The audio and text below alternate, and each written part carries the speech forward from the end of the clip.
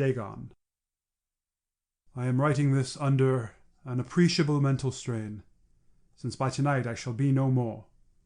Penniless, and at the end of my supply of the drug which alone makes life endurable, I can bear the torture no longer, and shall cast myself from this garret window into the squalid street below. Do not think from my slavery to morphine that I am a weakling or a degenerate.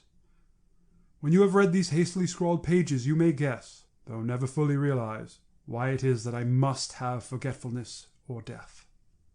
It was in one of the most open and least frequented parts of the broad Pacific that the packet of which I was supercargo fell a victim to the German sea raider. The Great War was then at its very beginning, and the ocean forces of the Hun had not completely sunk to their later degradation, so that our vessel was made legitimate prize, whilst we of her crew were treated with all the fairness and consideration due us as naval prisoners. So liberal indeed was the discipline of our captors, that 5 days after we were taken, I managed to escape alone in a small boat with water and provisions for a good length of time. When I finally found myself adrift and free, I had but little idea of my surroundings. Never a competent navigator, I could only guess vaguely by the sun and stars that I was somewhat south of the equator. Of the longitude I knew nothing, and no island or coastline was in sight. The weather kept fair, and for uncounted days I drifted aimlessly beneath the scorching sun, waiting either for some passing ship or to be cast on the shores of some habitable land. But neither ship nor land appeared, and I began to despair in my solitude upon the heaving vastness of unbroken blue. The change happened whilst I slept.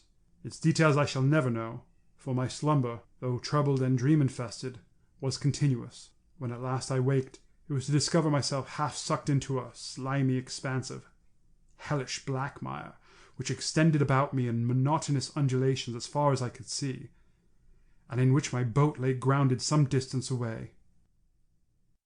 One might well imagine that my first sensation would be of wonder at so prodigious and unexpected a transformation of scenery. I was in reality more horrified than astonished, for there was in the air and in the rotting soil a sinister quality which chilled me to the very core. The region was putrid with the carcasses of decaying fish, and of other less describable things which I saw protruding from the nasty mud of the unending plain. Perhaps I should not hope to convey in mere words the unutterable hideousness that can dwell in absolute silence and barren immensity. There was nothing within hearing, and nothing in sight save a vast reach of black slime.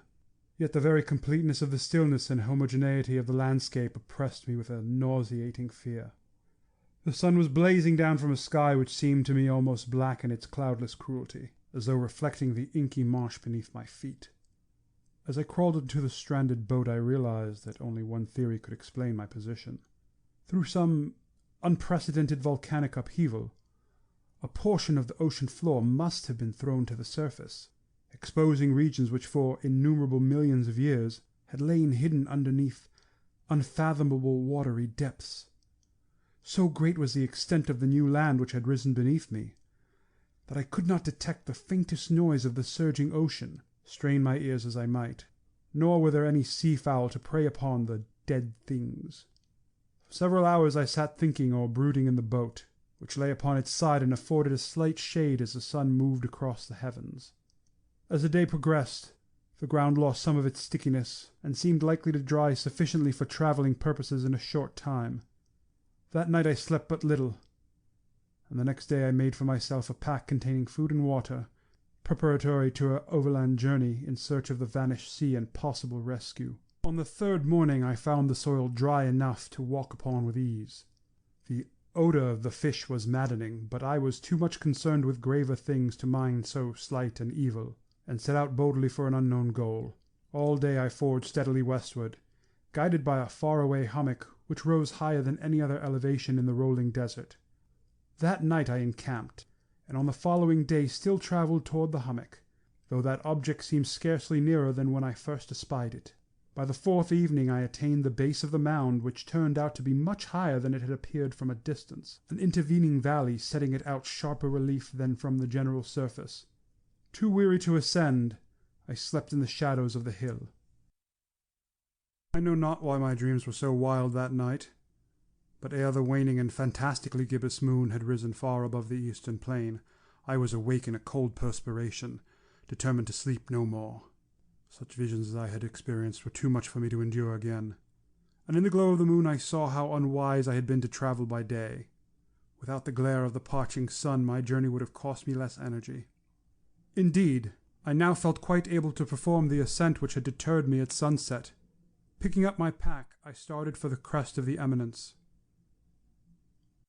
I have said that the unbroken monotony of the rolling plain was a source of vague horror to me. But I think my horror was greater when I gained the summit of the mound and looked down to the other side into an immeasurable pit or canyon whose black recesses the moon had not yet soared high enough to illuminate. I felt myself on the edge of the world, peering over the rim into a fathomless chaos of eternal night. Through my terror ran curious reminiscences of Paradise Lost and of Satan's hideous climb through the unfashioned realms of darkness. As the moon climbed higher in the sky, I began to see that the slopes of the valley were not quite so perpendicular as I had imagined. Ledges and outcroppings of rock afforded fairly easy footholds for a descent, whilst after a drop of a few hundred feet the declivity became very gradual. Urged on by an impulse which I cannot definitely analyze, I scrambled with difficulty down the rocks and stood on the gentle slope beneath, gazing into the Stygian depths where no light had yet penetrated. Once my attention was captured by a vast and singular object on the opposite slope, which rose steeply about 100 yards ahead of me, an object that gleamed whitely in the newly bestowed rays of the ascending moon. That it was merely a gigantic piece of stone I soon assured myself, but I was conscious of a distinct impression that its contour and positions were not altogether the work of nature. A closer scrutiny filled me with sensations I cannot express, for despite its enormous magnitude, and its position in an abyss, which had yawned at the bottom of the sea since the world was young, I perceived beyond a doubt that the strange object was a well-shaped monolith, whose massive bulk had known the workmanship, and perhaps the worship, of living and thinking creatures. Dazed and frightened, yet not without a certain thrill of the scientist's or archaeologist's delight, I examined my surroundings more closely.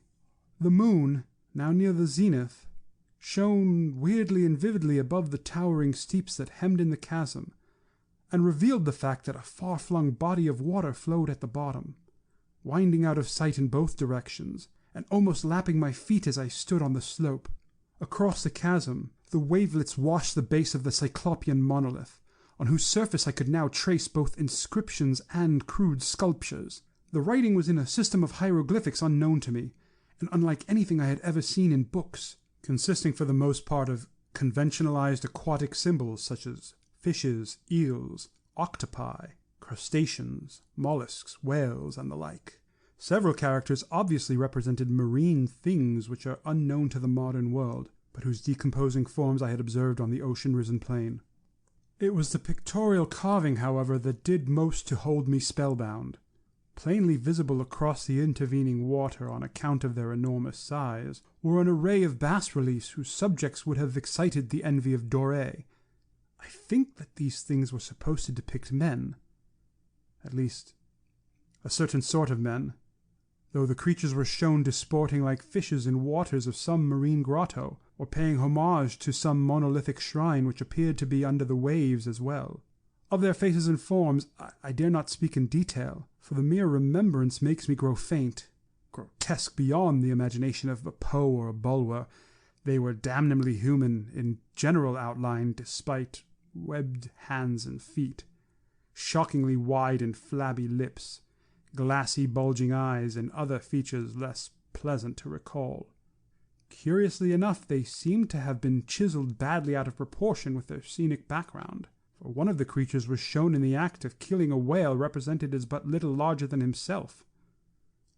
I remarked, as I say, their grotesqueness and strange size, but in a moment decided that they were merely the imaginary gods of some primitive fishing or seafaring tribe, some tribe whose last descendant had perished eras before the first ancestor of the Piltdown or Neanderthal man was born. Awestruck at this unexpected glimpse into a past beyond the conception of the most daring anthropologist, I stood musing while the moon cast queer reflections on the silent channel before me. Then suddenly I saw it, with only a slight churning to mark its rise to the surface. The thing slid into view above the dark waters. Vast, Polyphemus-like, and loathsome, it darted like a stupendous monster of nightmares to the monolith, about which it flung the gigantic scaly arms, the while it bowed its hideous head and gave vent to certain measured sounds. I think I went mad then. Of my frantic ascent of the slope and cliff, and of my delirious journey back to the stranded boat, I remember little. I believe I sang a great deal, and laughed oddly when I was unable to sing. I have indistinct recollections of a great storm some time after I reached the boat. At any rate, I know that I heard peals of thunder and other tones which nature utters only in her wildest moods.